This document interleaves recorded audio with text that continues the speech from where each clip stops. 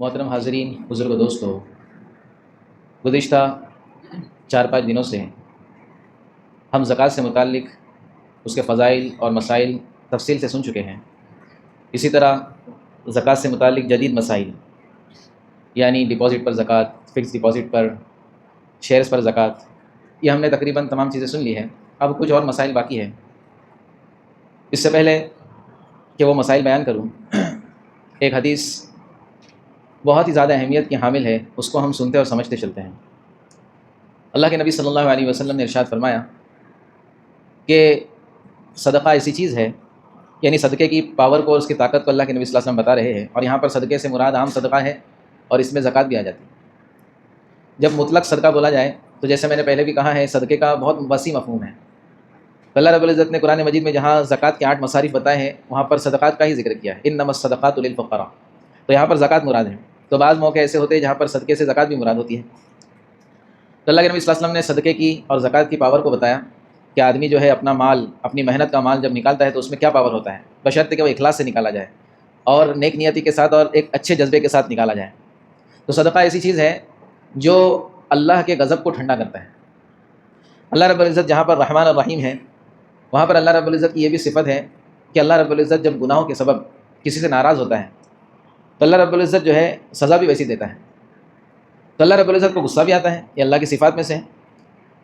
تو بڑی سے بڑی چیز اللہ کے غصے کو ختم نہیں کر سکتی، لیکن صدقے میں وہ پاور ہے کہ انسان نیک دلی سے اچھے جذبے کے ساتھ اپنا پیسہ نکالے اور صحیح جگہوں پر لگائے تو وہ اللہ کے غصے کو بھی ٹھنڈا کر دیتا ہے۔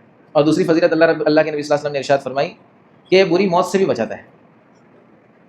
بعض موقع ایسے رہتے ہیں کہ انسان اچھے اچھے عمل کرتا ہے لیکن موت اس کو بری آتی ہے، دنیاوی اعتبار سے کبھی کبھی نظر آتی ہے کہ بری ہے، لیکن اس کے لیے وہ بہتر ہوتی ہے۔ لیکن صدقہ و خیرات کرنے والا شخص، اللہ رب العزت کی طرف سے اس کو یہ انعام ملتا ہے کہ اللہ رب العزت اس کی بری موت سے بھی حفاظت کرتا ہے، یعنی موت اس کو بہت اچھے حال میں آتی ہے۔ دنیاوی اعتبار سے بھی اس کی اچھی حالت ہوتی ہے موت کے وقت، اور آخرت میں بھی انشاءاللہ موت کے بعد اس کے لیے آسانیاں ہو جائیں گی۔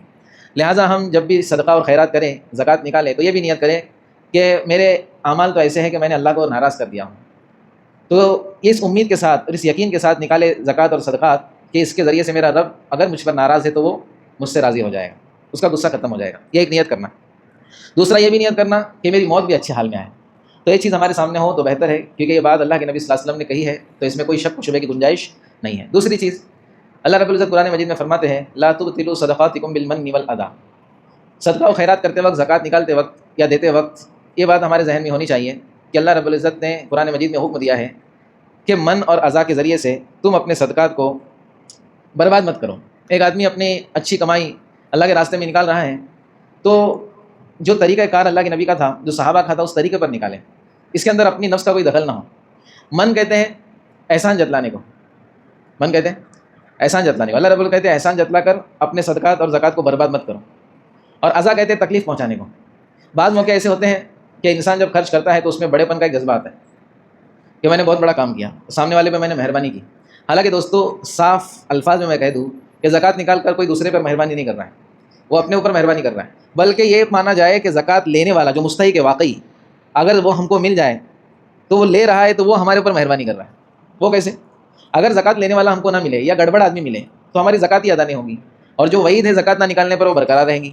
تو لینے والا تو ایک بار کیا ہے احسان کر رہا ہے، لیکن دینے والا 1% کا 1000واں حصہ بھی جو ہے یہ مہربانی نہیں کر رہا ہے۔ اس کے لیے فقہا نے لکھا کہ اگر کوئی شخص زکوٰۃ دینے کے بعد یہ امید رکھے کہ جس کو میں دے رہا ہوں وہ مجھ کو جزاک اللہ کہے، وہ میرا شکریہ ادا کرے، تو اس کی زکوٰۃ تو ادا ہو جائیں گی، لیکن اس کو وہ ثواب نہیں ملے گا جو زکوٰۃ دینے پر ثواب ملتا ہے، کیونکہ کوئی سوال ہی پیدا نہیں ہوتا کہ سامنے والے پہ وہ احسان کر رہا۔ یہ حقیقت ہے دوستو، اس بات پر غور کریں، کیونکہ جو چیز ہمارے پاس ہے جس پر زکوٰۃ فرض ہے، اللہ رب العزت نے اس کا 40واں حصہ یعنی 2.5% اس کو اللہ رب العزت نے ہمارے ساتھ پارٹنر بنا دیا ہے، وہ اس کا ہی ہے۔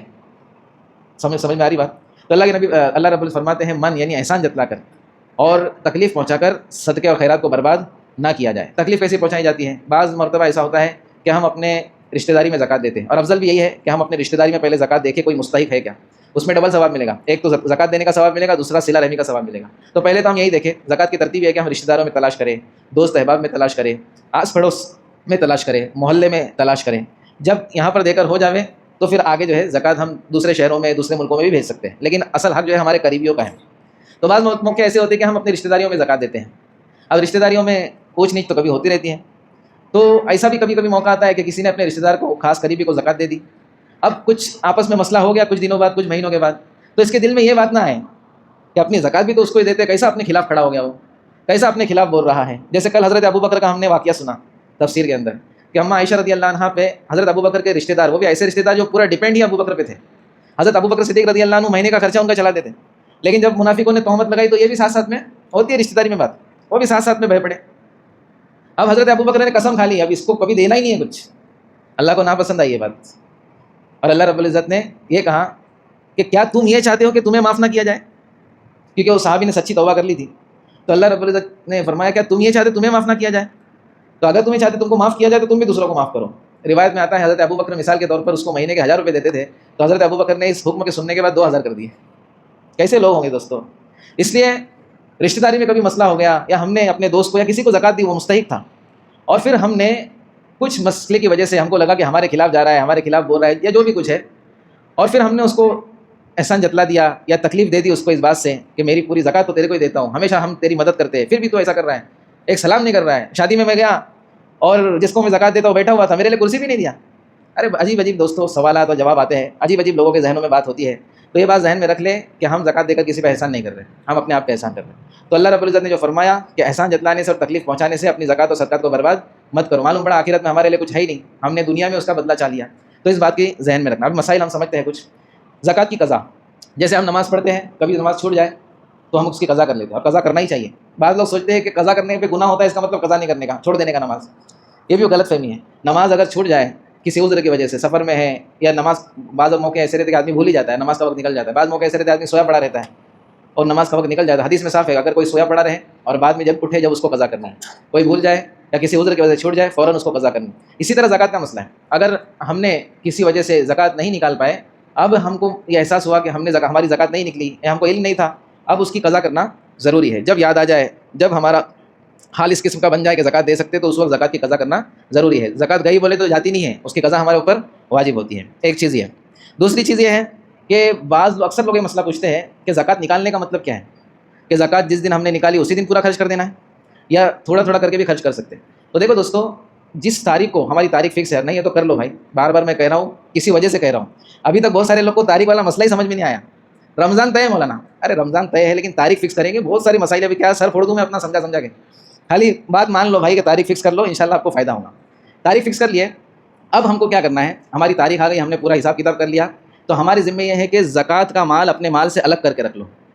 ضروری نہیں ہے کہ اسی دن سب کو تقسیم کیا جائے.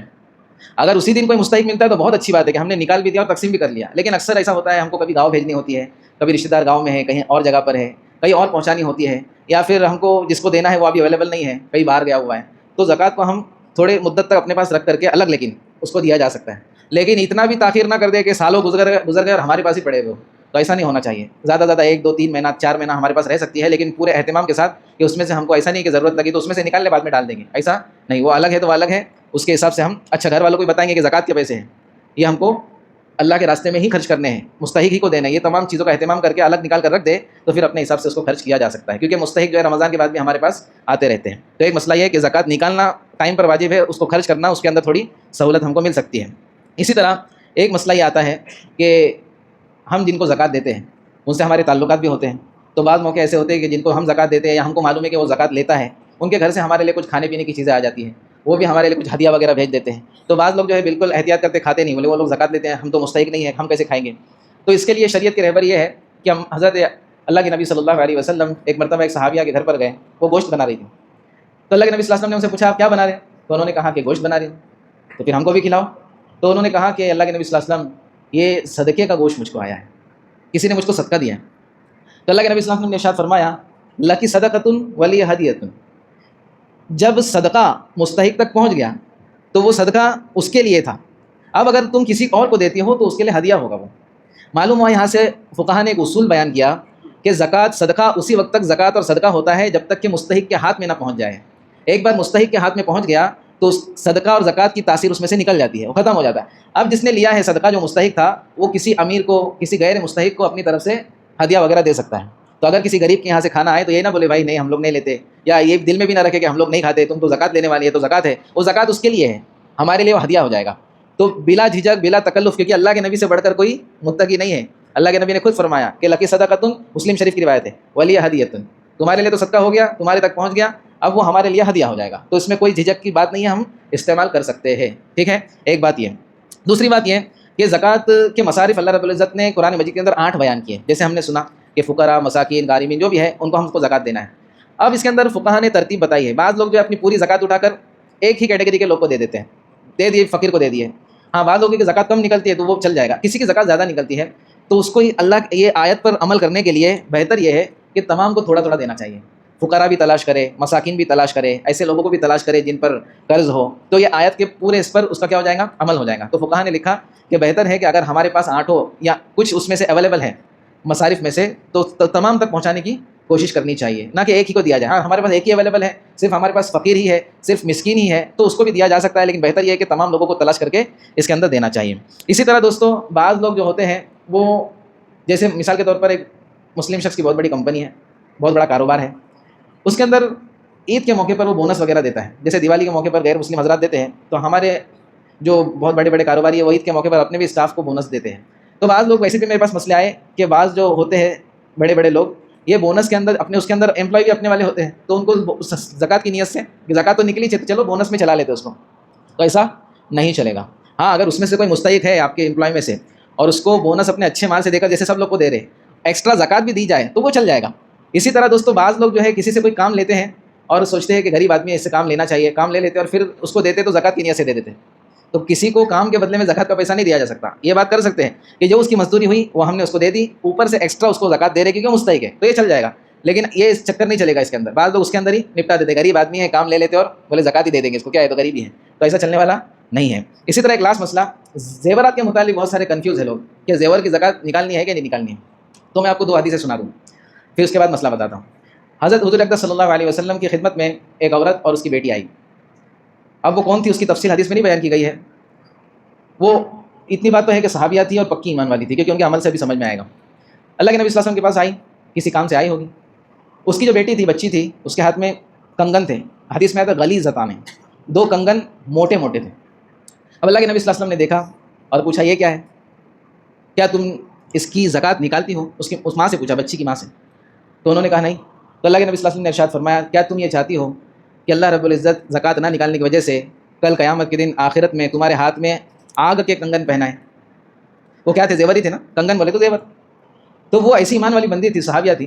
انہوں نے فوراً وہ کنگن جو اپنی بچی کے ہاتھ سے اتارے اور ایسے ڈال دیے اور فرمایا اللہ کے نبی صلی اللہ علیہ وسلم، یہ اللہ اس کے رسول کے لیے، زکوٰۃ وقت کا ٹینشن نہیں، پورا ہی جو ہے اللہ اس کے رسول کے لیے. ایسے تھے صحابہ کے نام. اسی طرح ایک صحابی کا واقعہ ہے، ان کے ہاتھ میں اللہ کے نبی نے انگوٹھی دیکھی سونے کی. مردوں کے لیے سونا پہننا حرام ہے. اللہ کے نبی نے ان سے کہا کیا تم یہ چاہتے ہو کہ آگ کا انگارہ تمہارے ہاتھ میں ہو سونا پہن کر کے؟ مردوں کے لیے سونے کی گنجائش ہی نہیں دوستوں.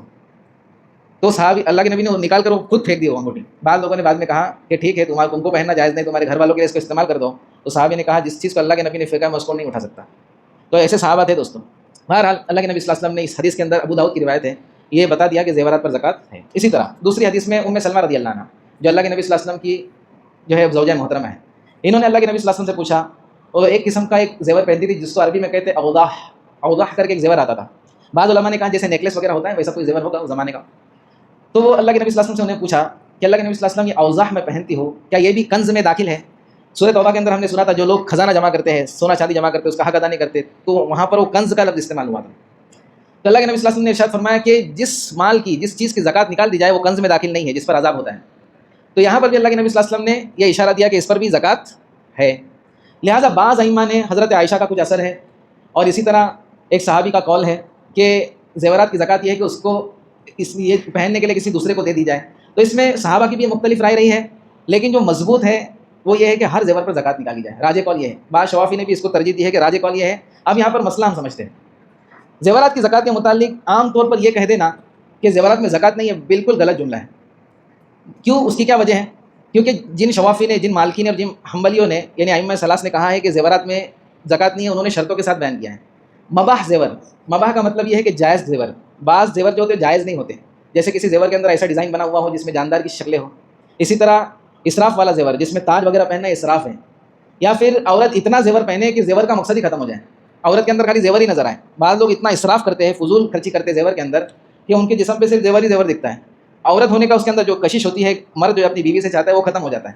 اسی طرح جس زیور کو لیتے وقت، جس سونے کو لیتے وقت نیت صرف پہننے کی ہو، جیسے کپڑا ہم خریدتے تو نیت صرف پہننے کی ہوتی ہے، لیکن زیور لیتے ہیں تو ہماری صرف پہننے کی نیت نہیں ہوتی، بلکہ ذخیرہ اندوزی کی نیت ہوتی ہے کہ ہمارے بچوں کے کام آ جائے گا، ہمارے آگے چل کے کام آ جائے گا۔ ادھر ادھر انویسٹ کرنے سے اچھا ہے، بعض لوگ اکثر لوگ کہتے بھی ہے کہ سب سے بیسٹ انویسٹمنٹ سونا ہے، خراب بھی نہیں ہوتا اور اس کی قیمت بڑھتی ہی رہتی۔ تو دیکھیں دوستوں، ہم جب اکثر سونا لیتے ہیں، زیورات لیتے ہیں نا، تو کیا ہوتا ہے اس کے اندر ہماری نیت یہی ہوتی ہے کہ آگے چل کے ہم کو کام آئے گا۔ ہمارے استاد بہت اچھی مثال دیتے تھے کہ جو شخص یہ چاہتا ہے کہ زیورات پر زکوٰۃ نہ نکالیں، اس نے ٹھان لیا کہ نکالوں گا ہی نہیں، تو وہ زیور لیتے وقت اگر یہ سوچے کہ کپڑے کی طرح زیور لے رہا ہوں، کدھر پہ رکھ کے بھول بھی جاتا ہے، وہ گیا تو اس کو ٹینشن بھی نہیں آئے گا، تو ٹھیک ہے بھائی تو زیور مت نکال۔ لیکن زیور کے تیرے اندر کیا ہے، بڑھنے کی دیکھو یہ ہے، احناف کے نزدیک تو چاہے کپڑے کے حساب سے بھی لے لیا تو اس کو نکالنا ہے زکوٰۃ۔ بہرحال مضبوط مسلک یہی ہے کہ زیور جتنے ہمارے پاس ہے اگر اس نصاب کی مقدار کو پہنچتے ہیں تو ان کی زکوٰۃ نکالنا یہ واجب ہے۔ سمجھ میں آ رہی بات؟ تو یہ کنفیوژن ختم کرے زیور پہ زکوٰۃ ہے کہ نہیں ہے، کیونکہ اتنا ہم یہ سوچ کر کے زکوٰۃ کبھی یہ نکالتے نہیں، سونا وغیرہ لیتے نہیں ہیں، ہمارے ذہن میں یہی ہوتا ہے بچوں کے کام آئے گا، ہمارے کام آئے گا، ریٹ بڑھے گا، آگے چل کے یہ ہوگا، وہ سب ہمارے ذہن میں ہوتا ہے۔ سمجھ میں آ رہی بات؟ تو اس کے لیے اس کی زکوٰۃ نکالنا، پھر انشاءاللہ کیا ہوگا، اس میں اللہ تبارک و تعالیٰ برکت بھی دیں گے۔ اللہ رب العزت ہم سب کو کہنے سننے پر عمل کی توفیق دے۔ سبحان اللہ۔